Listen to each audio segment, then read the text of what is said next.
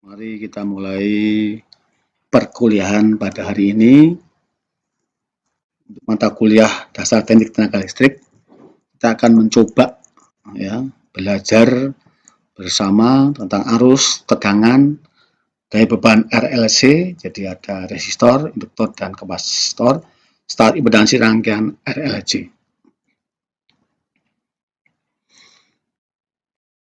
Pengertian arus untuk yang pertama itu, kita bisa lihat gambar ini. Arus listrik adalah banyaknya muatan listrik yang mengalir dalam suatu penghantar persatuan waktu.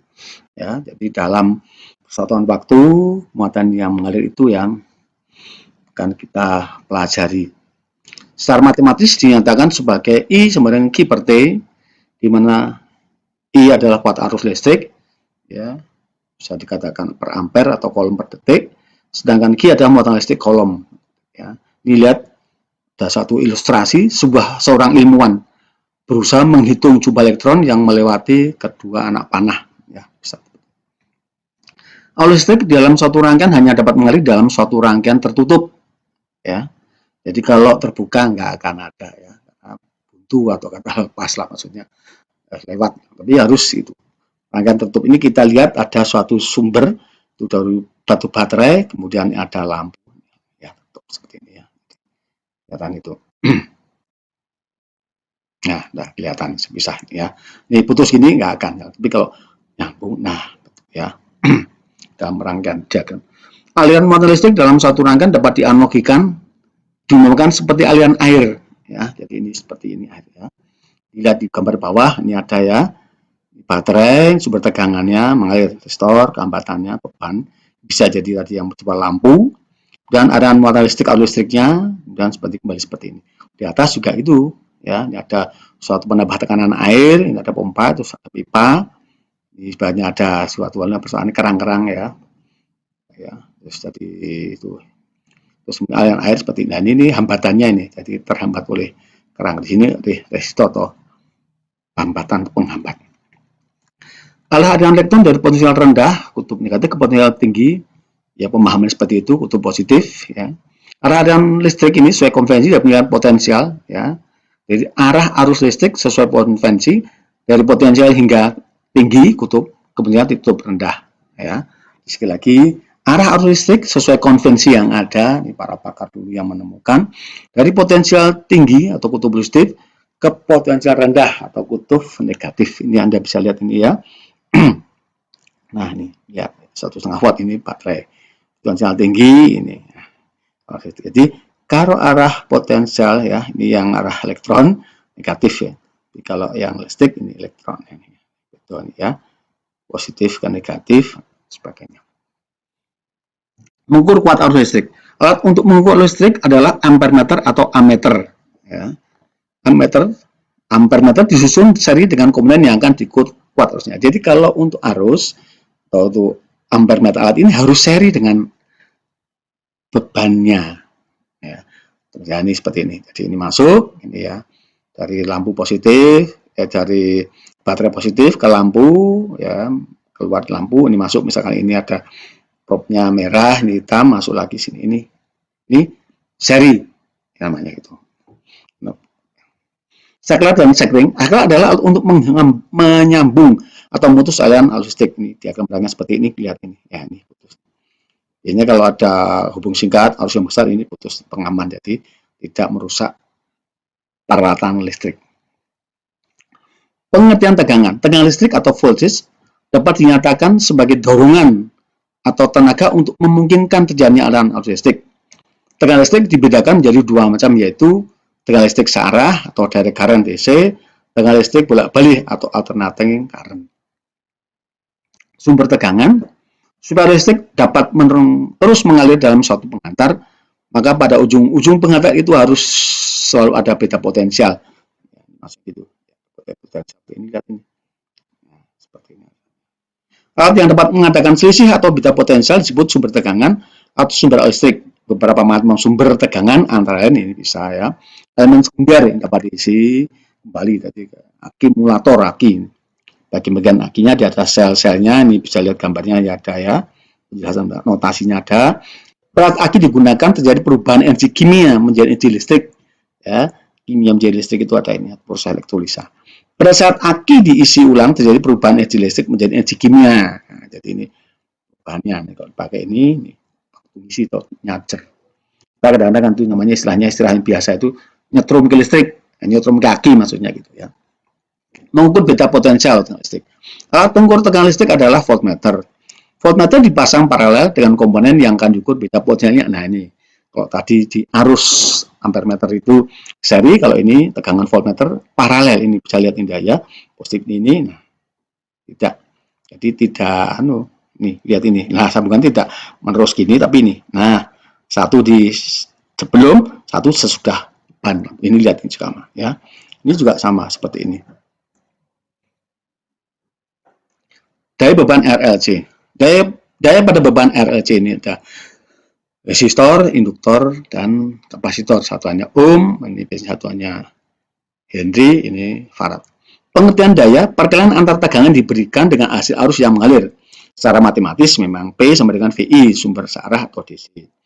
Daya tegangan positif, jika kedua arus yang mengalir bernilai positif, artinya arus mengalir dari sumber tegangan menuju rangkaian, transfer energi dari sumber ke rangkaian.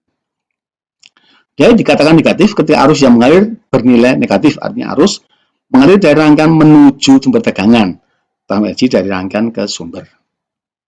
Daya saat adalah daya yang terjadi pada hanya waktu tertentu ketika sebuah komponen mempunyai nilai tegangan dan arus yang mengalir padanya hanya saat waktu tersebut. Sedangkan daya rata-rata adalah daya yang dihasilkan sebagai integral atau fungsi periodik waktu terhadap keseluruhan ring waktu tertentu dibagi oleh periodenya sendiri. Untuk melihat hasil daya rata-rata pada setiap komponen pasif yang dilaluinya menggunakan rumus yang telah dipelajari atau kita pelajari pada sebelumnya tentang harga rata-rata atau average. Daya kompleks. Daya ini sebenarnya adalah daya yang dipakai oleh komponen pasif, resistor, yang merupakan daya yang terpakai atau terserap. Kalau kita perhatikan supply dari PLN ke rumah-rumah, maka daya yang terserap pada alat kawin mata adalah daya rata atau sering disebut sebagai daya nyata yang akan dibayarkan oleh pelanggan. Simbol P, satuan watt. P sama dengan VF, IF, cos V. Secara matematis, daya rata atau daya nyata merupakan perkalian antara tegangan efektif, arus efektif, dan koefisien faktor daya atau cos V-nya. Daya reaktif, daya ini adalah daya yang muncul diakibatkan oleh komponen pasif di luar resistor yang merupakan daya rugi-rugi atau daya yang tidak diinginkan. Daya ini seminimal mungkin dihindari walaupun bisa diperkecil, ya, walaupun tidak akan hilang sama sekali dengan cara memperkecil faktor dayanya. Simbol Q satuan volt ampere reaktif atau VAR, ya, volt ampere reaktif. Secara matematis daya reaktif merupakan perkalian antara tegangan reaktif, ya, tegangan efektif, arus efektif, dan nilai sinus theta. Q ini adalah daya reaktif, yaitu VF kali F sinus theta. Daya dampak, ya. Daya yang sebenarnya disebut PLN merupakan sesuatu antara daya rata dan daya efektif. Simbol S ini satuan volt ampere, ini VA itu bukan juga daya semu ini. Secara matematis, daya tampak merupakan pergerakan antara tegangan dan arus efektifnya. S sama dengan V efektif kali efektif. Jadi ini yang termasuk semu. PLN mencatatkan 900 itu ya ini, tapi rat efektifnya nanti lain ya. Daya-nya kalikan misalkan cos V 0,8 berarti tinggal ini 8 kali 9 jadi 4 ya, jadi kurang dari 900 ya. Impedansi rangkaian LC ini, rangkaian hambatan murninya V sama dengan V max sinus omega T, I sama I max, rangkaian hambatan induktif. Sebuah komparan induktor mempunyai induktif atau induktansi dari L dipasangkan dengan bolak-balik V, maka pada ujung-ujung komparan timbul GGL induksi ya, gerak-gerak listrik. V sama dengan V max sinus omega T, I sama dengan I max sinus omega T min setengah B. E sama dengan min L di per dt saat ya. Beban induktif XL mempunyai harga XL hambatan induktif ohm ini. Hanya caranya ini ya, kalau L tok itu Henry atau milihenry, tinggal besarannya aja. Kalau sudah jadi XL ini adalah omega L atau 2πfL. Ini satuannya ohm, jadi hambatan induktif itu.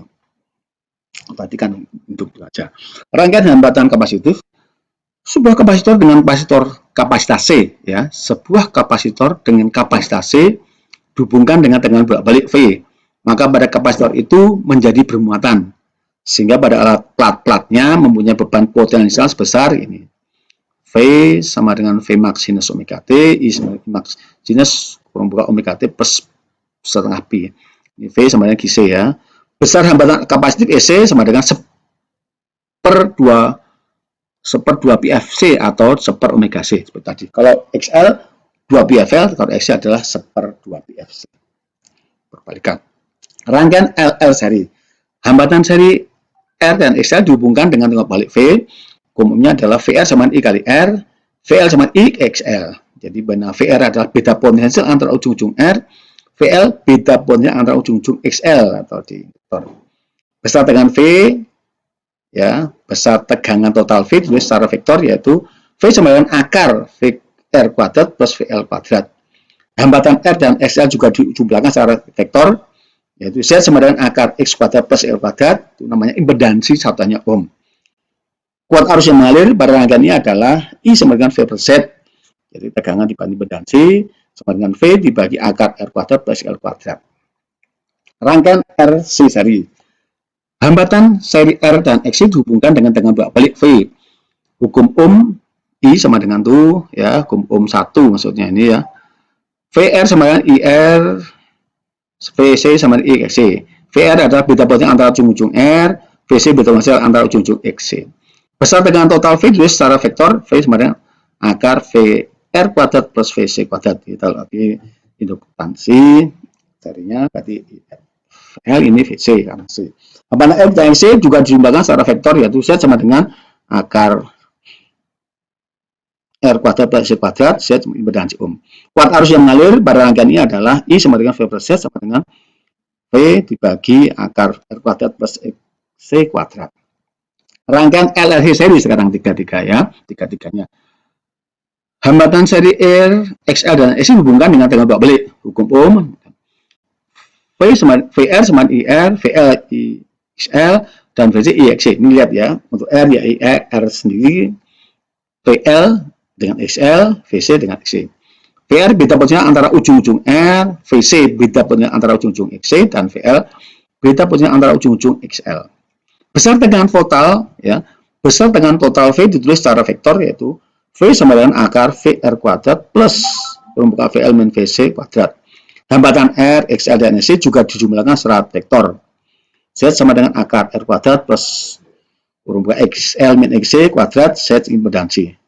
Kuat arus yang mengalir pada rangkaian ini adalah I sama dengan V per Z sama dengan V dibagi akar R kuadrat plus permukaan XL min XC kuadrat. Itu rumusnya seperti itu. 9. Rangkaian resonansi. Jika dalam rangkaian RLC seri XL dan XC, maka Z sama dengan akar R kuadrat plus 0 sama dengan R. Arus efektif pada rangkaian akan mencapai harga terbesar yaitu pada I sama dengan V per R. Jadi arus sama dengan tegangan dibagi R ini. Dikatakan rangkaian dalam keadaan resonansi ini berlaku XL sama XC, omega sama dengan 1/2 omega C. Jadi ada ya. Jadi sama dengan di omega L itu sama dengan 1/2 omega C. Beda ya antara induktansi dan kapasitansi. Jadi frekuensi resonansinya adalah F sama dengan 1/2 pi akar LC. Pi-nya biar ini 3,14. Hambatan antara harga maksimum dan efektif ini F sama dengan IM bagi akar 2. Kalau VF efektif sama dengan VM itu V maksimum bagi akar 2. Di mana VF tegangan efektif, VM tegangan maksimum, IF arus efektif, dan IM arus maksimum. Tegangan satuannya volt, arus ampere. Hubungan antara harga maksimum dan rata-rata ini, IR sama dengan 2IM dibagi pi, kalau VR 2VM dibagi pi.